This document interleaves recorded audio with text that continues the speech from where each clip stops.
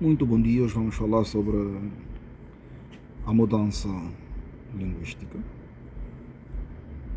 porque as línguas mudam e como mudam. Todas as línguas são um produto social. As línguas nascem, crescem e morrem. Apesar de que há alguns linguistas que defendem que as línguas não morrem, elas encarnam-se em outras línguas e passam a existir. Sendo assim, a primeira mudança na língua ocorre a nível sincrônico, que é aquela língua que é olhada apenas no momento presente, aquela língua que descura os seus aspectos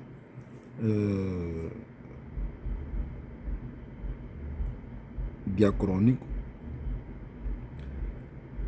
Esta mudança vai ocorrendo através do contacto de uma língua A com a língua B num determinado território.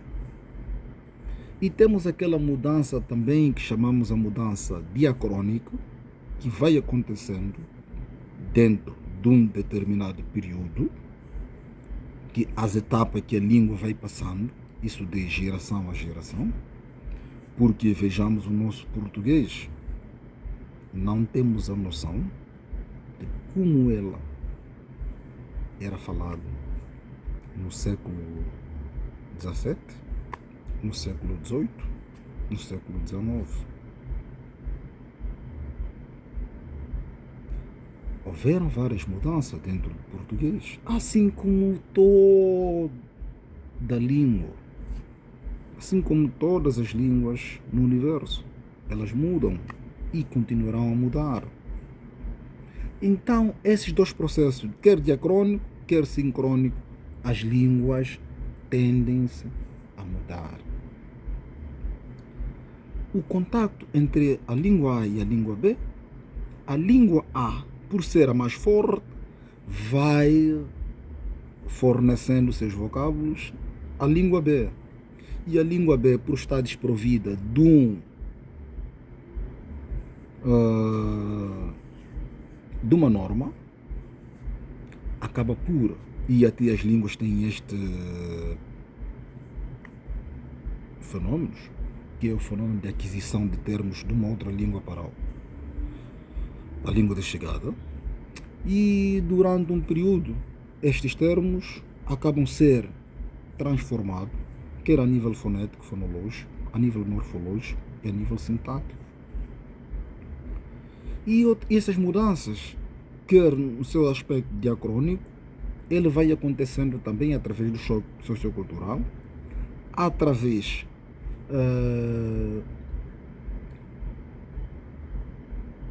das condições socioeconômicas dos falantes. Imaginemos que um falante que tem as condições sociais bem assentes, ele tem melhores condições para estudar numa escola de maior prestígio, tem condições para aquisição de meios para aprendizagem da mesma língua, terá colegas e os seus familiares financeiramente estão bem assentes. Tudo isso virá a influenciar na aquisição desta língua. Por isso vejamos que um falante do campo e um falante da metrópole, há aquelas diferenças, que são as diferenças socioeconômicas, diferenças sociais, diferença também isto na religião, também influencia muito, a diferença religiosa influencia muito. E os grupos sociais. Tudo isto estão patente na mudança diacrônica e sincrônica de uma língua. Porque vejamos, hoje, o português angolano é muito diferente do português europeu. E daqui onde eu tenho dito sempre que a nossa língua já passou do português. A nossa língua já não é o português. Quer no seu aspecto fonético, fonológico, sintático, semântico. Vejamos quando um angolano diz o termo gasosa. Estou a me referir a um angolano quando diz o termo gasosa. Para os portugueses, o termo gasosa, ele tem somente o valor semântico de refrigerante. Somente refrigerante. Mas para o angolano não. O termo gasosa para nós, a par do seu valor semântico refrigerante, nós também temos o termo gasosa como um suborno, corrupção, aliciamento. Se eu disser, eu fui interpelado por um regulador de trânsito e ele pediu-me gasosa para liberar-me, de certeza que o angolano que me estará a ouvir perceberá melhor do que um português quando eu disser que ele pediu-me gasosa para liberar-me. Mas o português, ele possa ter uma outra percepção, a não ser que ele conheça que o termo gasosa para os angolanos não tem somente o valor semântico de refrigerante. Esta mudança semântica é uma das características das mudanças do português europeu para o português angolano. E assim isto vai ocorrendo quer nas línguas nacionais como nas línguas internacionais. O contato da língua A com a língua B, de acordo com o tempo, pode gerar uma outra língua que seja diferente da A e da B. E aí passaremos a ter uma terceira língua neste intervalo, que possamos chamar a língua C. Então as mudanças linguísticas vão ocorrendo neste período, porque a língua é poder. A língua pertence a quem tem poder. As nossas crianças, quando eles vão isocronizando, por exemplo, ou vão exteriorizando, aqueles termos em que eles vão ouvindo nos seios familiares, numa primeira instância eles vão reprocriando de uma forma desviante, isso foneticamente. Mas se as crianças tivessem poder, aquela maneira das crianças reprocriando poderá surgir uma língua diferente daquela que os seus pais falam. Por quê? Porque a língua é poder. Quem tem poder, define. Quem tem o poder, define. Por isso é que temos o português padronizado, por isso é que os dirigentes angolanos obrigam-nos a falar o português europeu. Porque eles têm o poder. E eles assim definem que aquele português que vai identificar o Estado angolano tem que ser um português padronizado, português falado de acordo às normas padrão do português europeu. E aquelas normas desviantes, aquele português desprestigiado, são consideradas como português arcaico, português do povo, como uns dizem, mas são estas formas diferentes de falar o português europeu que dá então o fenômeno do surgimento das mudanças linguísticas. O outro aspecto que ocorre nesse processo diacrônico é o processo do contato sociocultural entre a língua A e a língua B. Porque linguisticamente os termos de uma língua, isso no caso das línguas nacionais, as línguas africanas, a par do seu valor semântico, ele tem o seu valor sociocultural.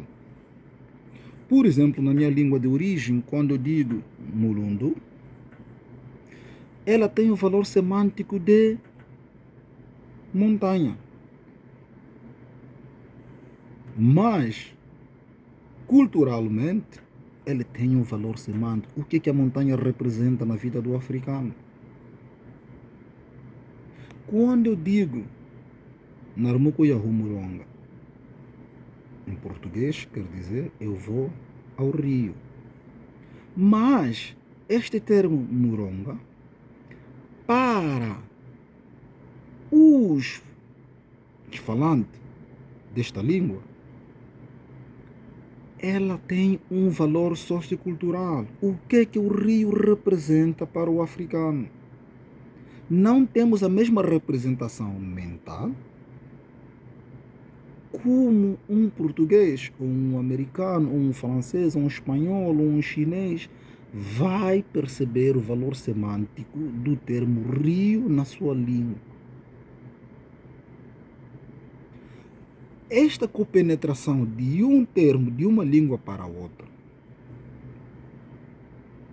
este valor sociocultural acaba por ficar na língua A, e para a língua B ele entra com um outro valor. E há línguas que ela recebem um determinado valor e quando chega nesta língua até o seu valor semântico muda. É que acontece, por exemplo, com o topônimo Libolo.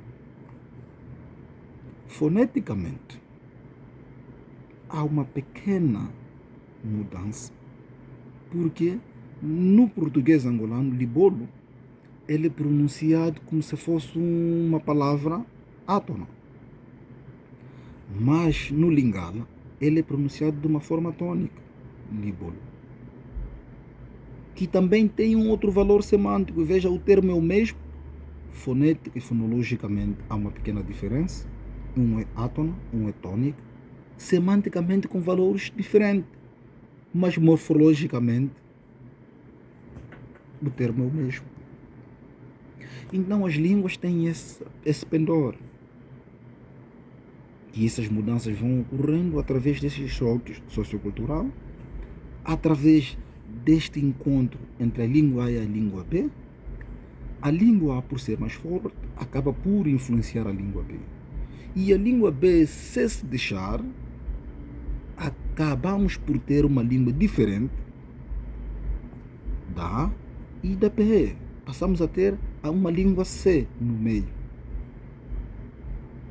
A título de exemplo, temos na região de Malães, temos a língua Luime, temos um Gamba-Songo, muito diferente do Songo e muito diferente do Umbundo. E depois, naquele meio, ele não se define como Songo, não se define como Umbundo. Então passou a ser chamado como um Gamba-Songo ou um chama de Luime, uma outra língua. Então as línguas têm esse pendor, influenciadas através de vários conceitos: o religioso, cultural, socioeconômico, dentro de um determinado território. A maneira como as classes diferentes na sociedade vão falando. As nossas crianças, as mulheres, os homens,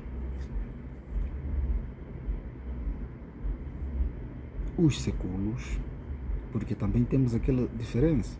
Vejamos hoje, por exemplo, nossos papais ambundos têm aquele desvio fonológico ou aquela cacofonia. O nome é Antônio, por exemplo, eles dizem Andono. O Rodrigues dizem Rodrigue.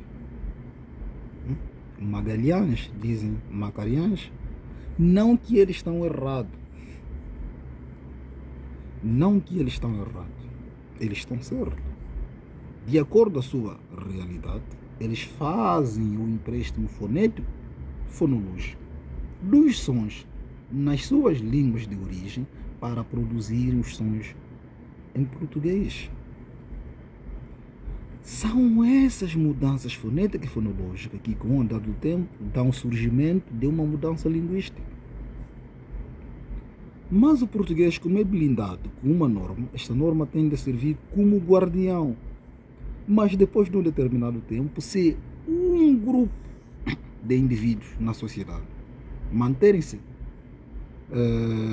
persistente com o andar do tempo, aquilo que é normativo vai se generalizando e a norma acaba por aceitar.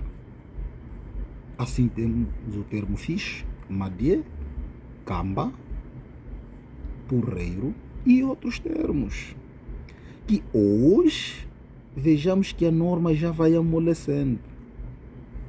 Se Deus nos ajudar, tivemos uma norma e uma política linguística em Angola, tenho certeza que estes termos passarão a ser incorporados na norma do português angolano. Então, meus caros amigos, as línguas mudam através do contato da língua A e a língua B, através do contato da cultura A e a cultura B. As línguas mudam através das diferenças dentro de uma sociedade. As línguas mudam através das diferenças de gênero, através das diferenças socioeconômicas, através das diferenças socio-religiosas.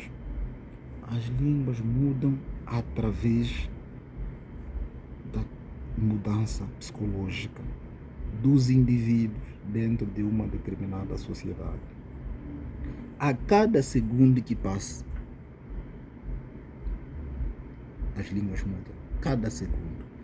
De acordo às mudanças dos pensamentos daqueles que as falam, a língua também tende a mudar. Porque as línguas são produzidas de acordo com os pensamentos. E esses pensamentos, eles nos vêm na mente através daquilo que a gente vê, aquilo que a gente toca, aquilo que a gente sente. Por isso, meus irmãos, numa próxima emissão falaremos com mais afinco sobre estas mudanças. Voltaremos a nos ver numa outra emissão. Muito obrigado. Passem bem.